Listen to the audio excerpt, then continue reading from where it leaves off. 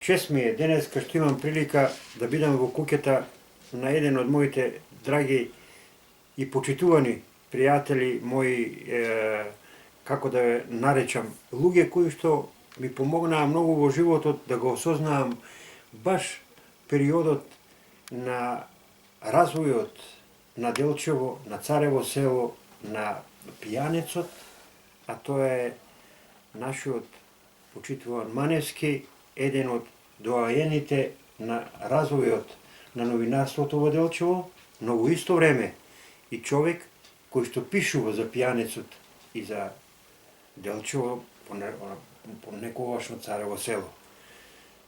Ви благодарам што ни дозволивте да бидеме во вашата куќа, да поразговараме, да ја слушнеме вашата приказна за вашиот живот, за сето онаа кое што ви остава впечаток, за луѓето кои што во времето од 44-та година, па се негде до 90-та година, оставиле траги и овозможиле заедно со вас да го изградат овој регион.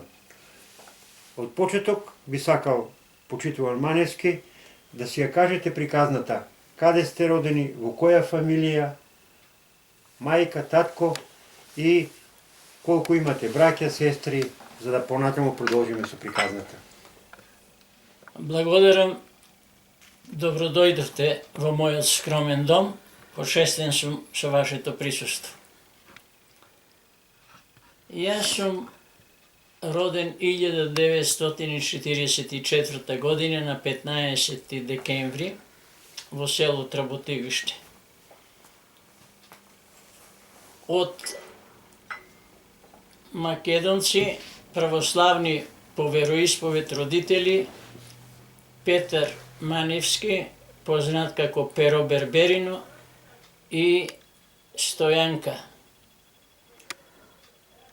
Таткој на мојата мајка е домозет во Тработивиште, во семејството Марковци. Значи, мојот дедо, Васе, по кој сум крстен, а дедо ми, по татко ми, потекнува од село Лешко Пиринско. Која година се родени мајка ви и татко ви? Мајка ми е некаде 19 година, а татко ми е 12 година. Татко ми бил по занимање бербер. Карактеристично е што бил добар пријател со татко му на Методи Митевски Брицо, кој исто така бил бербер и од тука го носи надимокот Брицо, српски збор за берберин е Брицо. Мајка ми домаќинка и се занимавала цел век со земјоделие, сточарство, одгледување деца. Колку деца сте биле? Мајка ми и татко ми изродиле 10 деца, од кои сме останале 6 живи. Покојните нема да ги кажувам, а живите сме, јас сум вториот. Пред мене беше брат ми Борис, познат како прв фризер во Тработивиште, но и во Делчево, во општината Делчево, чирак на баба Катерина, фризерката од Берово. Тој потоа се пресели во Струмица, таму формираше своје семејство, стана еден авторитетен човек, го минуваше занимањето. Едно време работеше во Скопје, под самото кале над спроти хотел Континентал имаше берберски салон и се занимаваше и со спорт. Ќе може да регистрираме некои фотографии кај што бил член на Пијанец.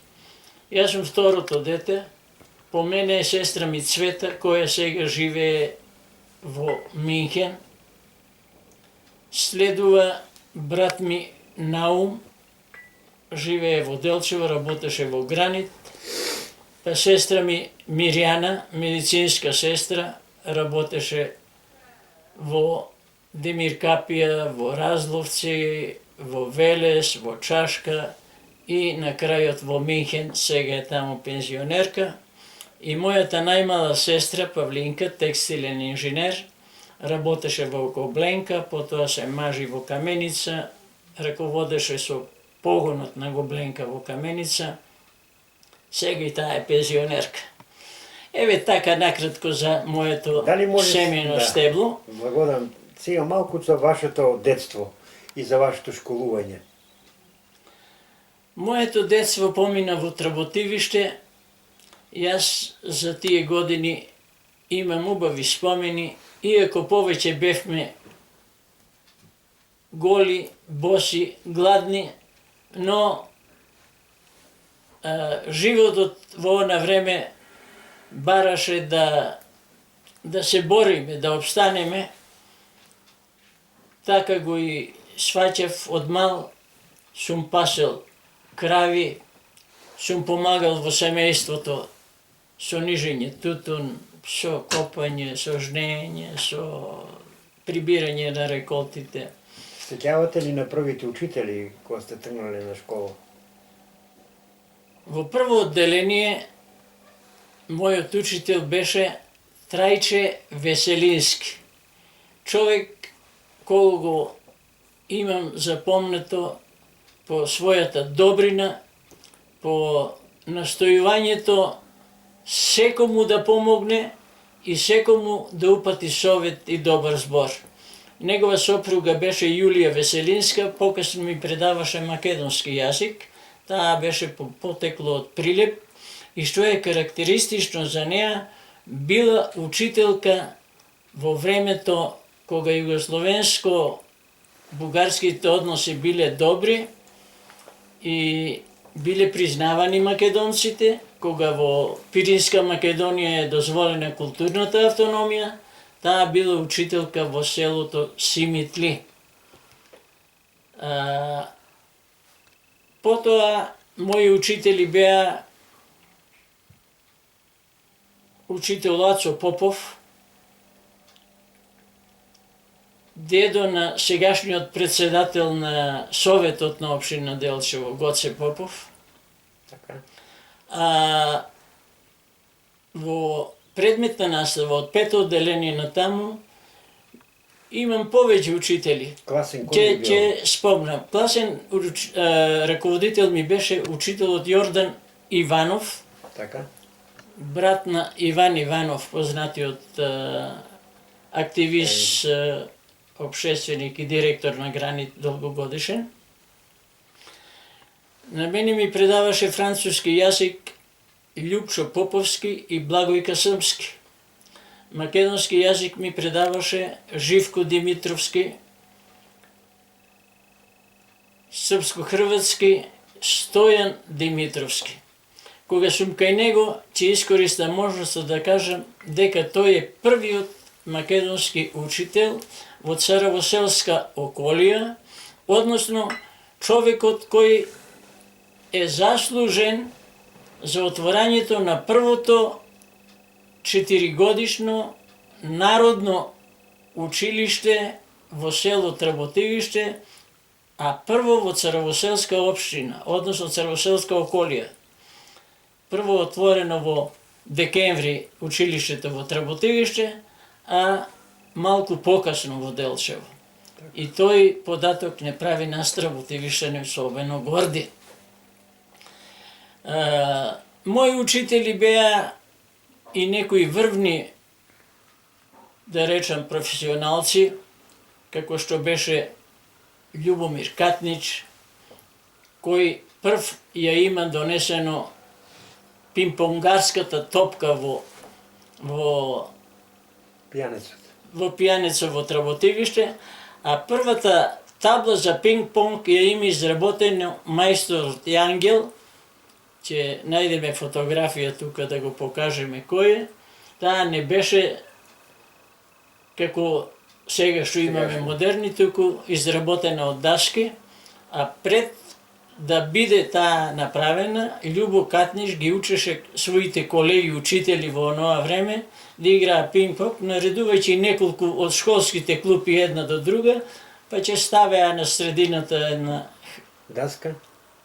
како мрежичка и така.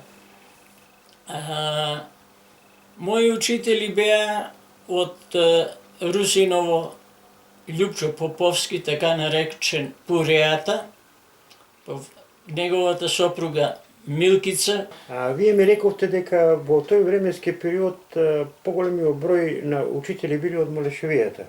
Сеќавате ли колкав број биле тука присутни во овој регион? Во Тработивиште и во околината на Тработивиште, бидејќи Тработивиште било и централно училиште за околните села Разловци, Панчарево, Стари Стевник, Нов Стевник, Вирче и село Град. Така да во нашето село и во околните села продефилирале голем број учители од Малешевијата, бидејќи во тоа време сме немале ние во Делчеви, во Тработивиште таква толков број на кадар со училишта. Тие обично биле со средна школа, со гимназија, а некои приучени со курсеви. Јас ќе спомнам неколку од нашето село и од соседните и од Малешевијата. Еден од првите учители, како што реков, е Димитрија Кушевски.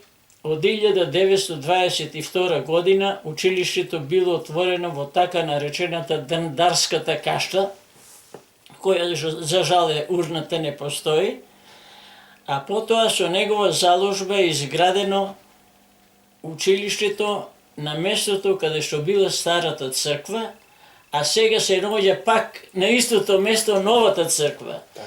Јас во тоа училиште одев 4 години. Таму ми беше учителка Чичакова, по потекло од Берово, мајка на познатиот бизнисмен Дом Пампас, сопруга на Мито Христов или Димитар Христов, историчар, од кој имам многу убави спомени, од него ја засакав роднокрајната историја и до денеска се сеќавам на неговите зборови и совети.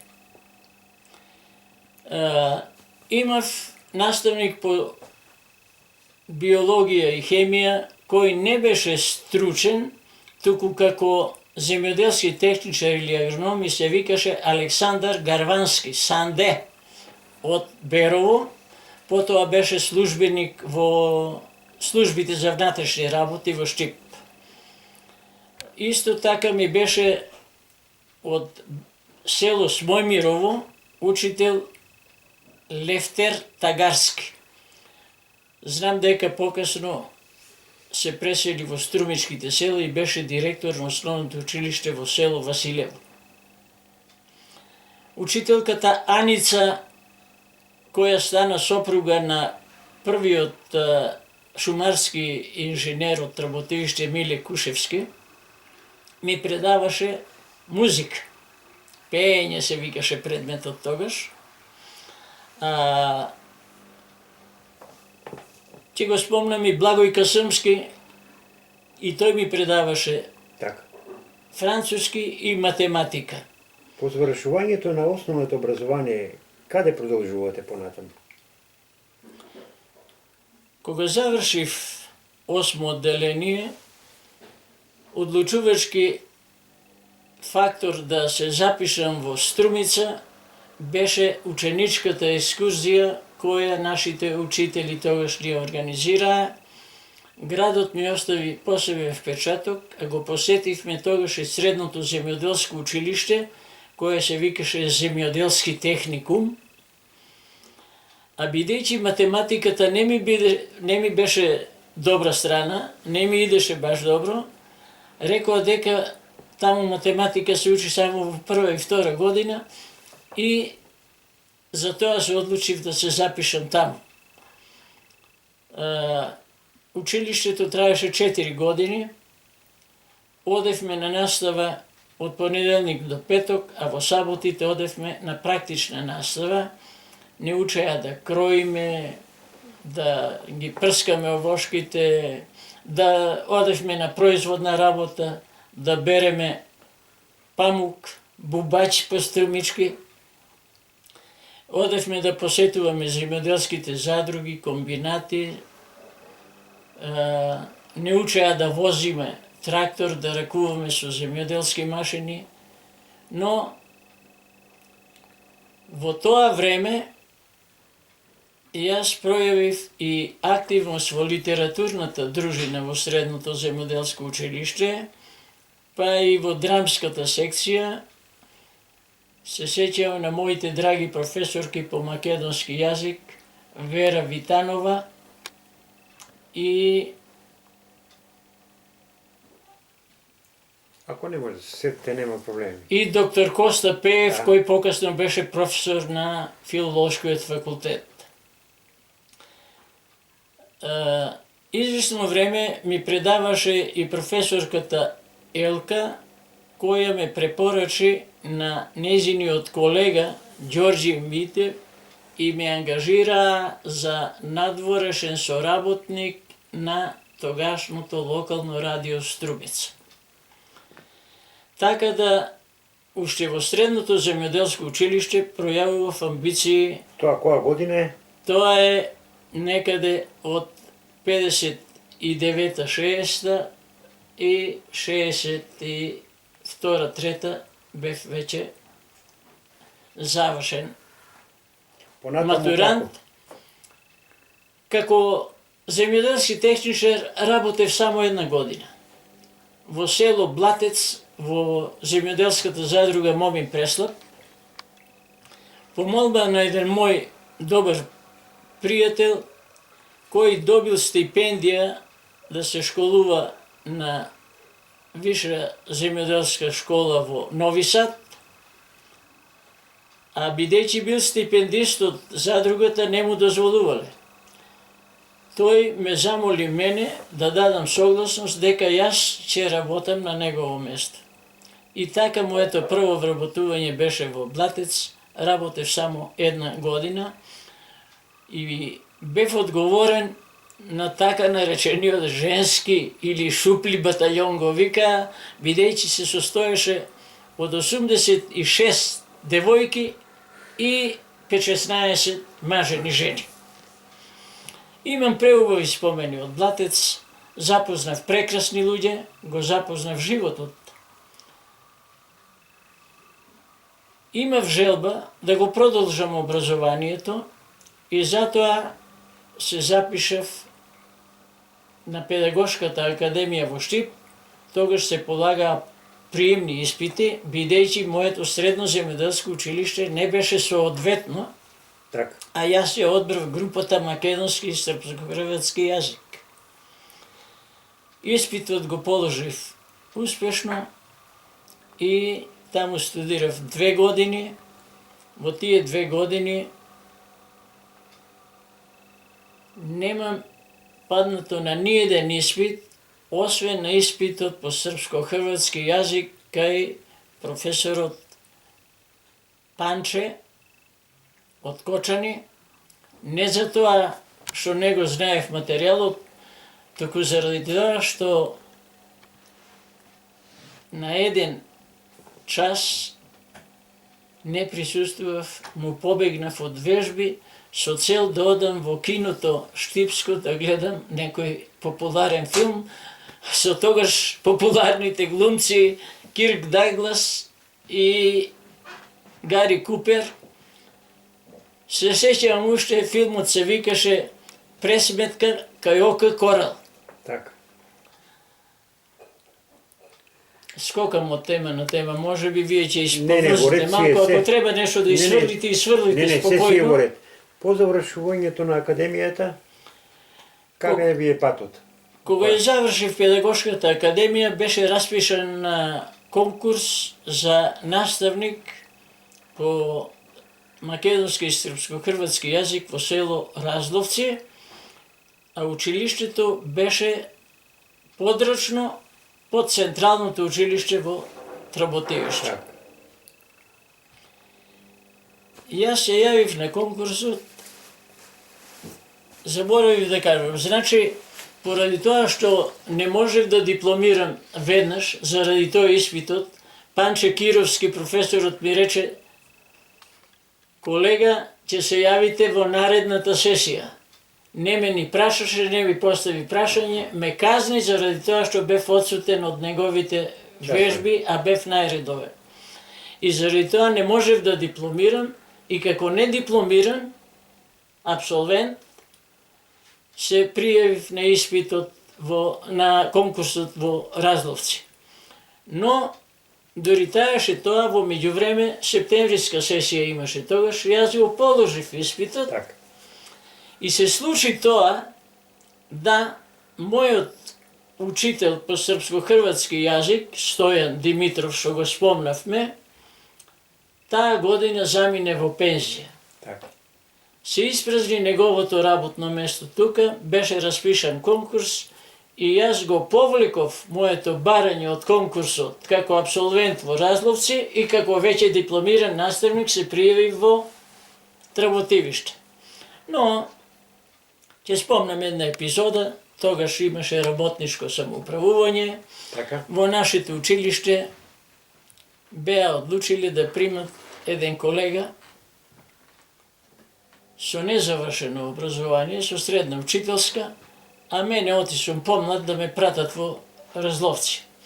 Јас одев таму една седмица со точак, ми се случи да гумата ми пукне, разочарано таму го оставив велосипедот во Разловци и посоветуван од еден искусен човек во просветата, долгогодишен инспектор, активист, конкурирав тука, но бев одбиен. Ме пратија повторно за Разловци и по советот на тој човек јас поднесов жалба до Бирото за поплаки и жалби на Централниот комитет на Сојузот на комунистите на Македонија во Скопје, каде за 6 дена добивме одговор, односно тие испратија соодветна комисија и инспекција која ги констатира наводите од ова и беше наложено така да јас од 1. октомври 1966 година сум наставник во Тработивиште и изведов 3 генерации. Најпрвин ја зедов паралелката на учителот Стојан, која беше во 6-то деление и имаше 42 деца. Од нив после како матуранти, како полуматуранти завршија 39.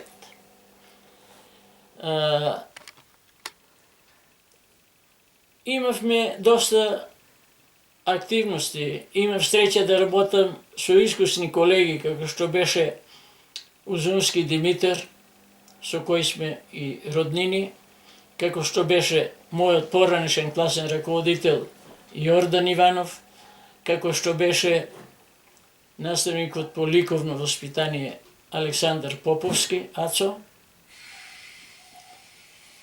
Трајанка Белогаска, Верка Узунска, така да имав од кој да учам како млад наставник, бидејќи јас имав знаења од струката, меѓутоа тие има долгогодишно искуство, па се трудев од нив да учам.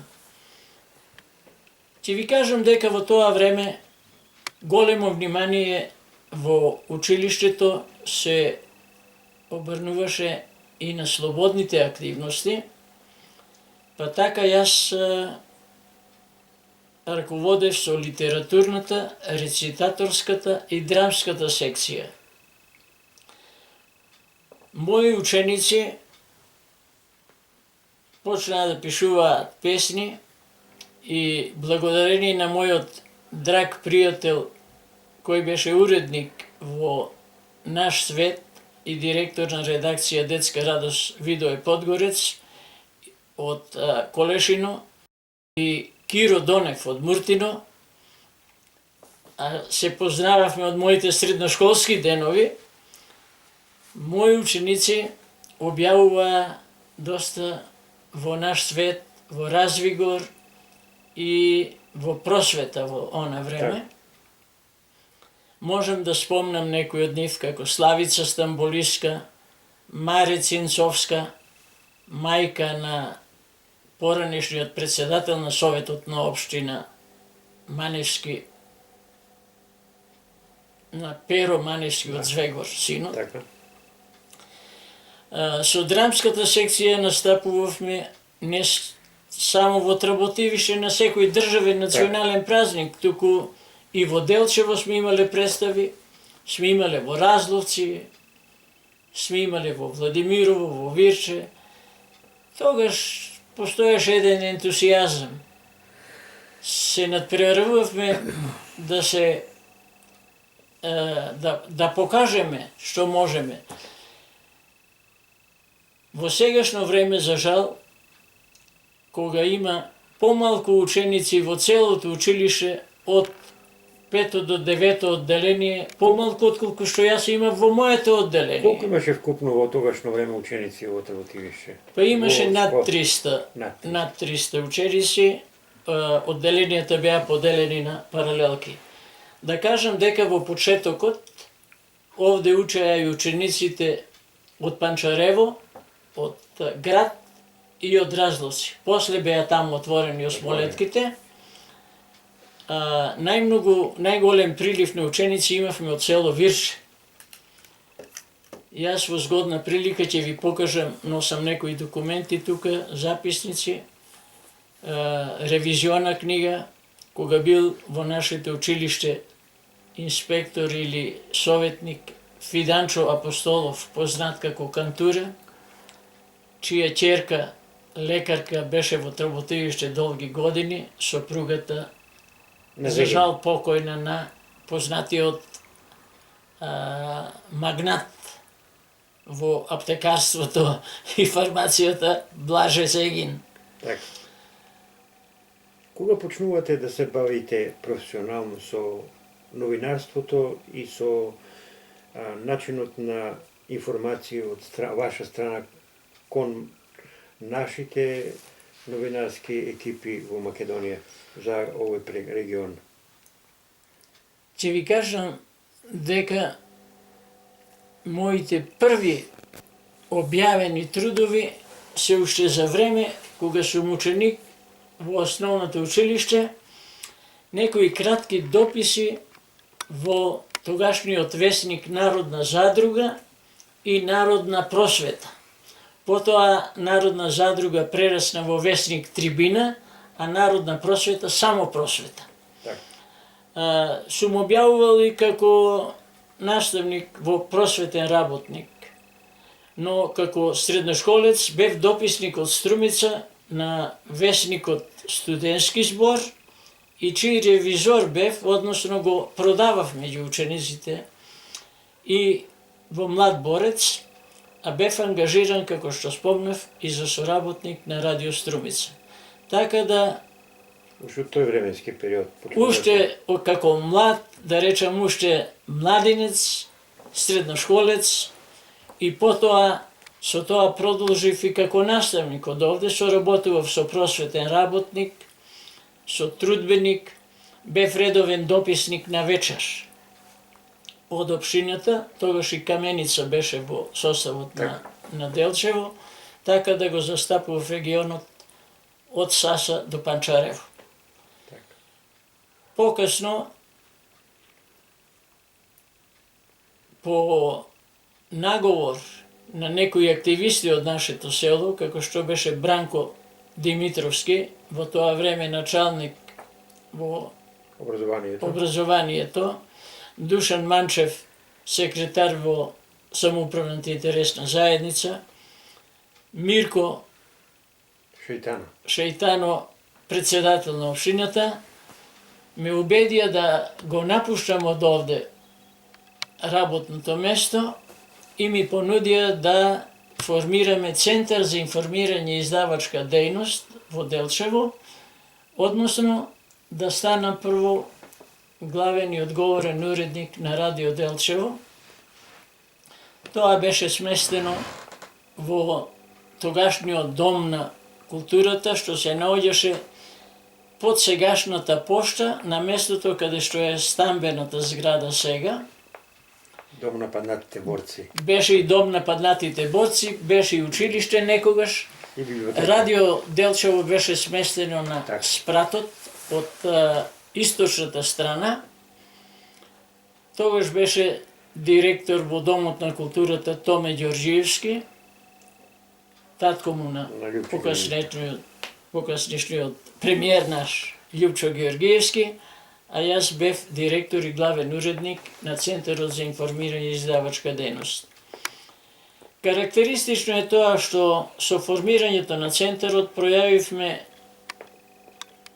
амбиции, а ни се пружи и можност да почне да се издава и весникот Пијанички глас, општинско гласило на Општинската конференција на Социјалистичкиот сојуз.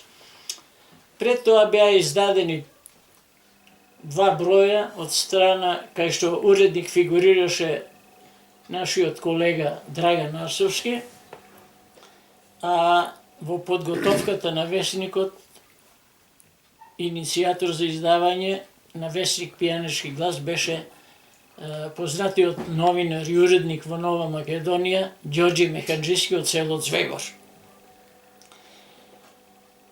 Кога јас дојдов таму, просторните можности беа слаби и затоа поднесов барање до општината и беше усвоено да ни се доделат нови простории, и тие простории беа во поранешниот катастар, што се наоѓаше над сегашното предпријатие за комунални услуги Брегалница. Таму останавме кратко време и се изборивме за реконструкција на зградата, односно нејзино реновирање, па од самопридонесот на нашите сограѓани делчевчани беа одвоени 2% за таа намена. Зградата ја реконструираше 11-то градилиште Гранит, со реконструкцијата раководеше инженерот Благој Атанасовски, односно Атанасов, сопруг на мојата почитувана колешка, спикерка на Радио Делчево, Десанка Атанасова. Една од моите најдобри соработнички беше Десанка Атанасова, но покасно морам да го спомнам тука и првиот техничар уште во Домот на културата, популарниот Азис, кој беше кинорепортер, но бидејќи ја проширивме програмата, порано траеше 2-3 часа, ние ја проширивме, почнавме да го пренесуваме пладневниот радиовесник на Радио Скопје, воведовме нови емисии и имаше потреба да ангажираме надворешни соработници, па и вработени. Со гордост можам да истакнам дека во Радио Делчево во она време ги ангажира за надворешни соработници доктор Никола Малишевски за спорт, кој ја водеше популарната спортска емисија Спортска панорама, се до вработувањето на покојниот ми колега Љупчо Чабуковски. Так. Во она време воведовме и емисија Пионерски микрофон. Ја водеа некои девојчиња од осмолетката и од гимназијата тогашна. Јас како учител, педагог, имав искуство, ги подучував и така беше една од поуспешните емисии. Имавме и воведовме младинска емисија, воведовме емисија за земјоделците. Најпрво ја водев јас, потоа ја водеше Лилјана Иванова, по потекло од Пехчево, сопруга на Војо, кој работеше во југот тутун кај вашиот Да. татко. Се додека беше примена на како приправник Љубица од Драмче. Таа ја водеше долго години емисијата за земјоделците. Во кој период тоа се случува? Па тоа е, јас бев таму неполни, бевте уредник, како директор и главен уредник бев неполни два мандата, Така. заради тоа што при крајот дојдов во судар со тогашниот Председател. секретар на општинскиот комитет, покојниот Кире Христов. Така. Беше карактеристично тоа што имаше превирање на релација село-град, некои поделби во општествено-политичките организации, кои беа,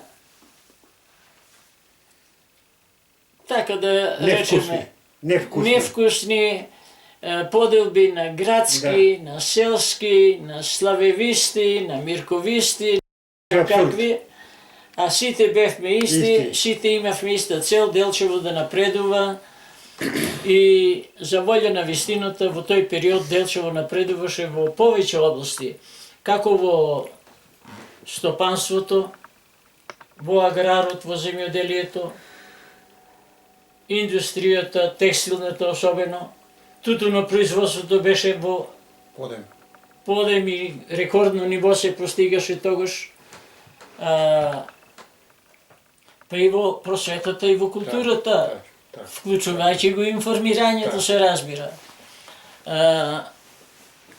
Во онаа време воведовме една емисија Рапорти од Сдружениот труд.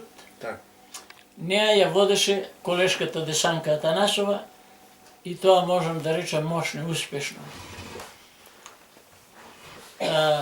Содржината на емисијата всушност беше посета, разговори со раководителите и со најдобрите работници од нашите тогашни фабрики и предпријатија.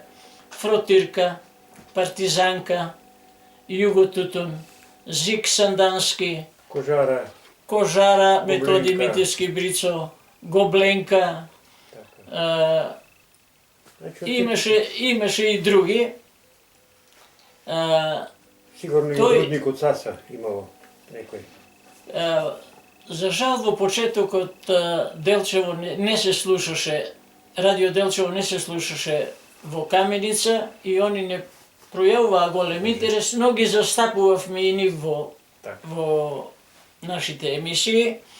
Дури и соработник ни беше Милан Митевски и Јован Чучуковски. Дали можете да ми кажете кои беа ваши вработени во вашиот период во радио, телевизија, во Радио Делчево? Во Центарот за информирање и издавачка дејност, јас како уредник бев директор на Центарот и главен уредник на радиото и на Весникот.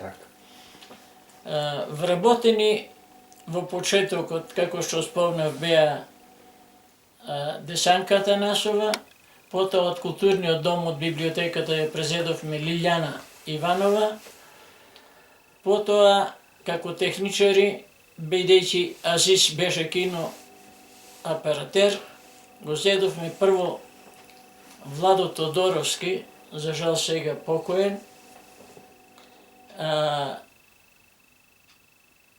Пред малку спомнав дека дојдов во судир со секретарот на општинскиот комитет, а се работеше за тоа што неговиот братучет Душко Христов, кој јас со драга волја го примив како техничар, бидејќи беше исполнителен и добар работник, но по собствена желба тој напушти, замина во Технозавод, за да оди во Русија за поголема соработувачка, се разбира.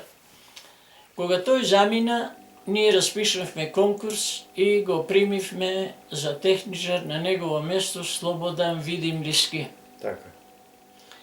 По известно време на Душко му било Тешко. тешко во Русија, тешко се печалел левот, не било како во Радио Делчево, демократија малку и поголема слобода, така да тој прояви желба да се врати. Кире Христов, како влијателен човек тогаш, па и во извршниот совет покасно, ми предложи, односно ми повика и ми наложи да го пак вработам. Јас пружив отпор со мотивација дека ако има потреба да ми понуди новинар, со драго срце ќе го вработам. Ние немаме потреба за таа програма од толку часови да имаме 20 техничари и тоа беше причината да ние Дојде во судија. завојуваме и јас покасно да напуштам, односно да си дадам оставка. И после тоа, каде продолживте? Бидејќи бев активен дописник во Вечер, а во она време се распиша оглас во Нова Македонија и беше вработена колешка Чипева, името како и беше сега? Добро, Чипева. Цвета Чипева. Па местото беше покасно укинато, таа не идеше нешто одрака, најде некое друго вработување. Во моментите кога траја препирките меѓу мене и општинското раководство, јас контактирав со тогашниот директор на Нова Македонија и со уредниците, и тие ветија дека наскоро ќе биде распишан конкурс со ветување дека ќе бидам јас примен таму. Во Нова Македонија заминав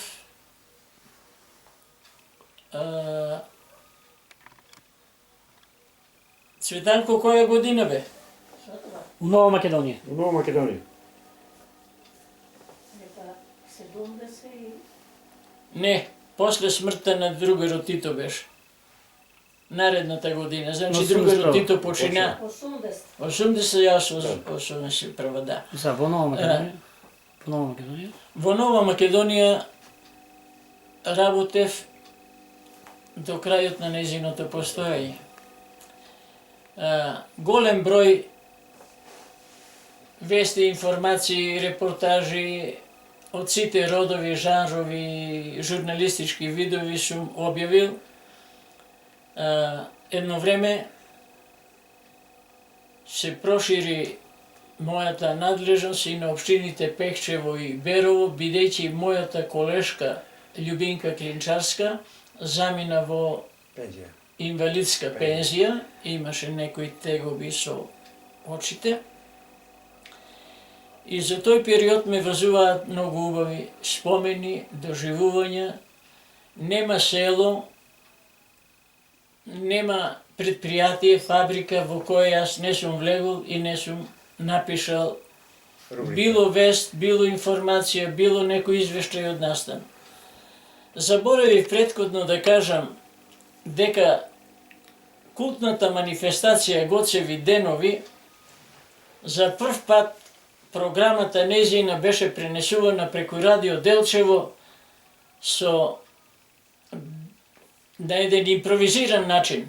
Од озвучувањето кое беше на бината, кај што е сега споменикот на Гоце Делчев, подвижна бина, беа инсталирани звучници и успеавме со Азис и помош на еден од техничарите од Радио Скопје, бидејќи ги снимаа емисиите тогаш, и тоа е првиот пренос на Радио Делчево, директен пренос од една културна манифестација, а таа манифестација беше,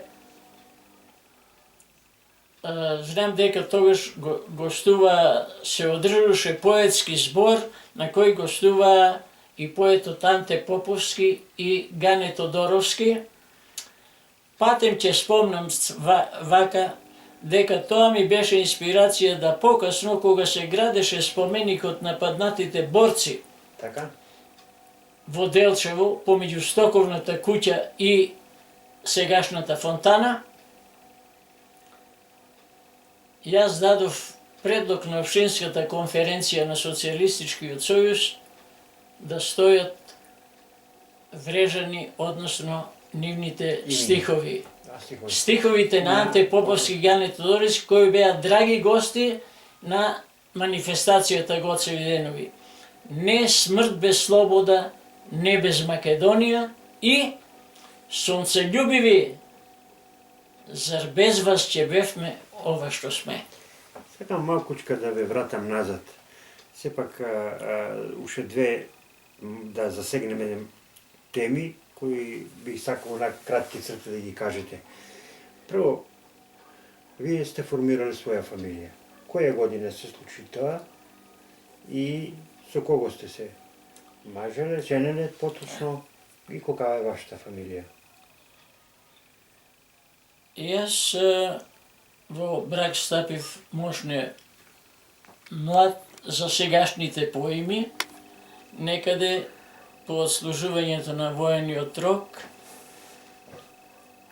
Имав 23 години, 24-та, сопругата од мене помлада 3 години. Моја сопруга е Цветанка Кушевска. Бог благослови со неа да имаме две прекрасни деца, керката Билјана, Така, мој ученик. ваша ученичка и другарка на вашата сопруга, Така. пријателка, и син ми Кирил, кој сакаше да тргне по моите стапки на новинарство, се запише да студира, но патот го одведе, како и многу млади, во Лондон, во Англија, и таму е до ден денешен. Таму се родија. Вашата сопруга потекнува од многу позната фамилија. Он е од поширокото семејство на фамилијата Кушевски, познати по тоа што од тоа семејство е и првиот доктор на науки од Трботевиште, професорот Војо Кушевски, кој е автор на многу учебници по историја. Мене беше професор. Неговиот така. Да.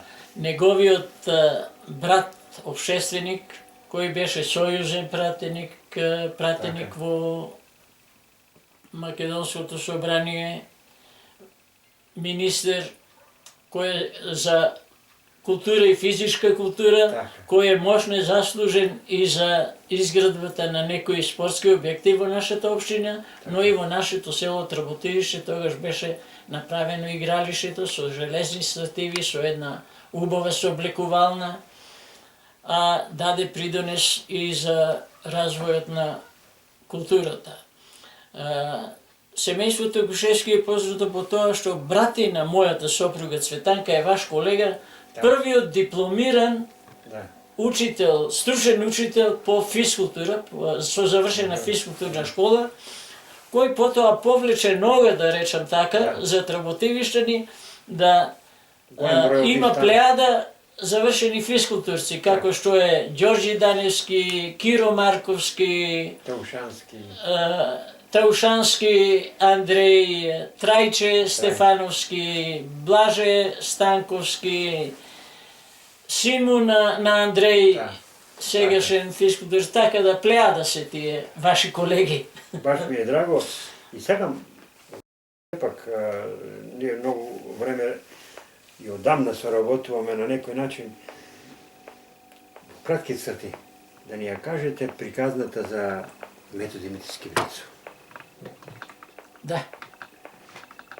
Тоа е сепак една од личностите кои што, благодарики на него, Делчово, тогашно Царево село, ќе се издигне во едно прекрасно градче, а тој и неговиот допринос е многу голем во тој повод. Со задоволство ќе раскажам, иако за тоа може да се раскажува многу. Ви имате веќе издадено книга за сето тоа.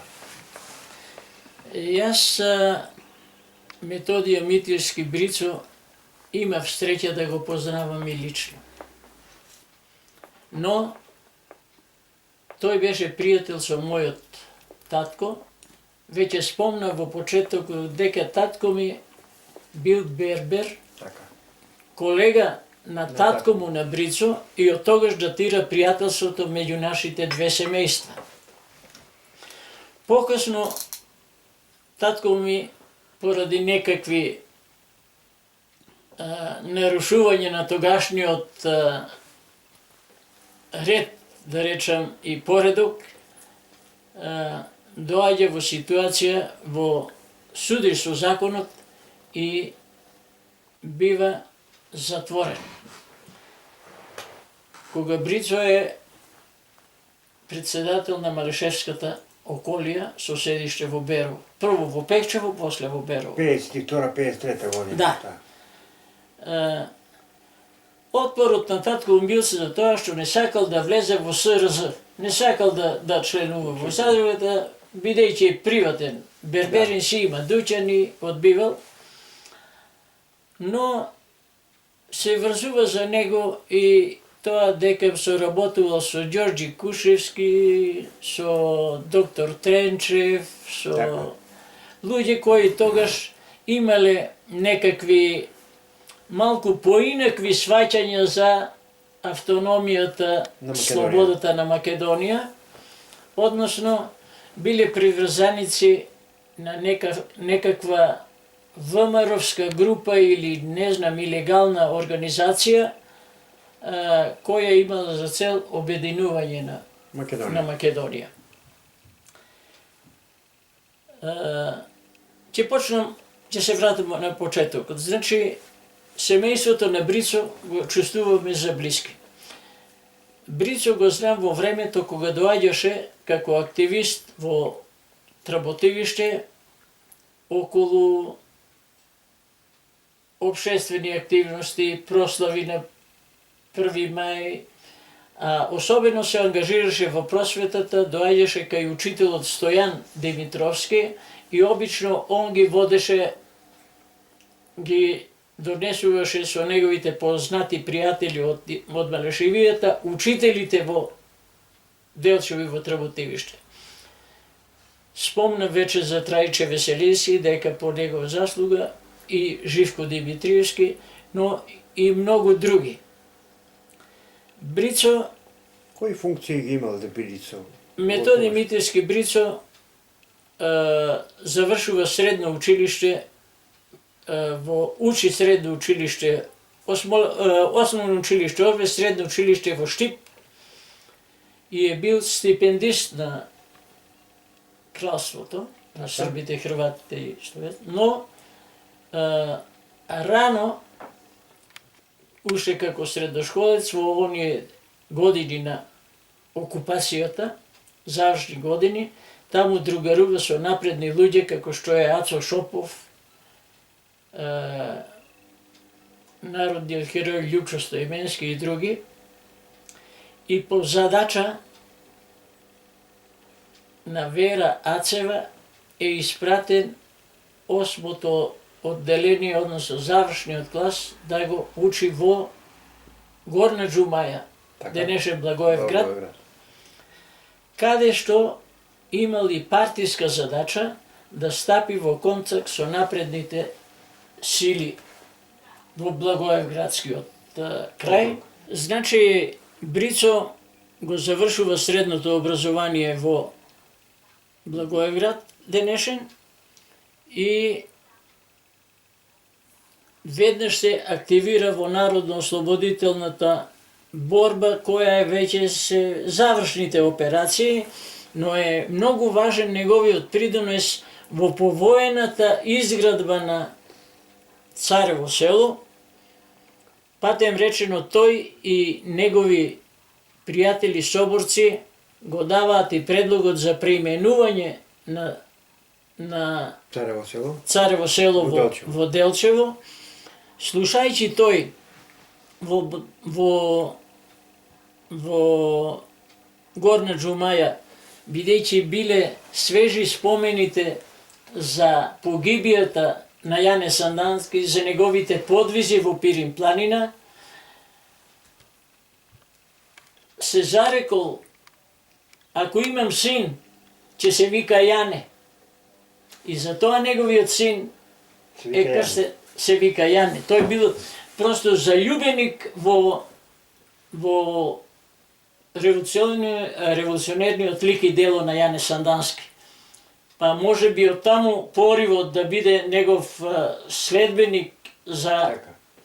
Тој изградил за кратко време, да речем, завидна кариера, напредувајќи од председател на околискиот одбор во Делчево, председател на Марешевската околија, председател на Штипска околија, секретар на општински комитет во Битола, потоа член на Централниот комитет, Републички сојузен пратеник. Неговата активност, иако живее кратко време, тој има еден бурен обштествен политички живот, но бил и голем љубител на спортот.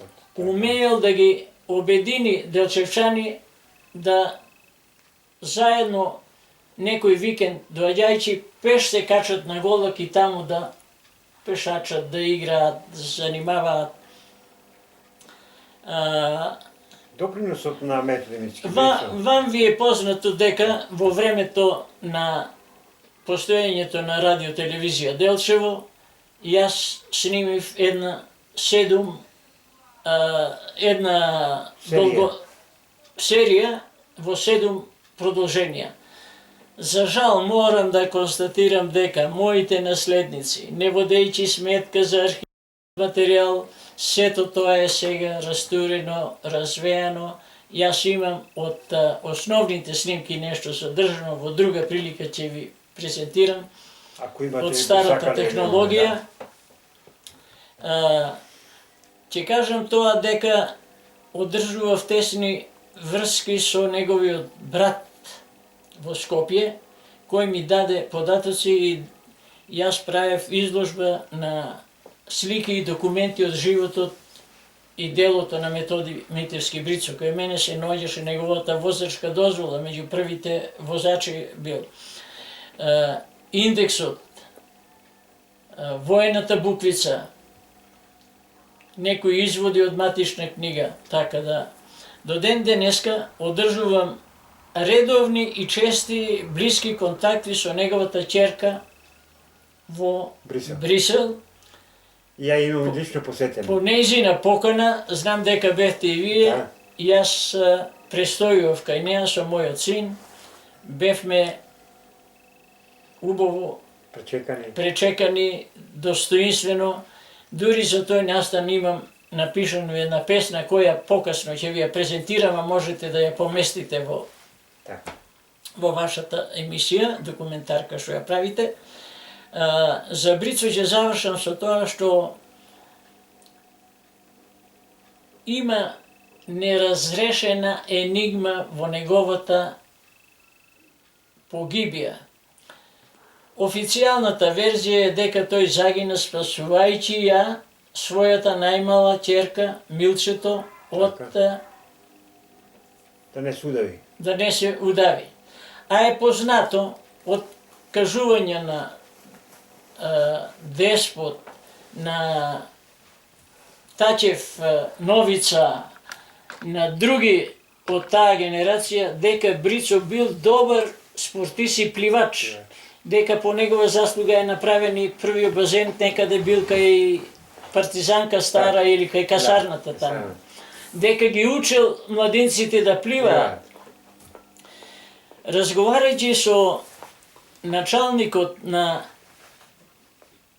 СВР, МВР во Охрид во онова време, на кој живееше некаде во елитниот кварт во Скопје, некако срамежливо како да сакаше да каже дека не, но официјалната верзија е прифатена и ние како таква ја знаеме дека Брицо загина несреќно, удавувајќи се во водите на Охридското Охридското езеро, за да ја спаси 4-годишната тогаш најмала черка Милка. Но, сомневање има уште од тогаш.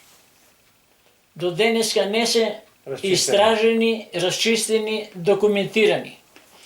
Се смета дека доаѓа во сукоп со линијата на Ранковиќ, бидејќи има поделба она време во партијата на пролиберални сили и поконзервативни. Во нив спаѓа Ранковиќ, така наречените за цврст централизам, и за малку по-либерално која води Едвард Карделј.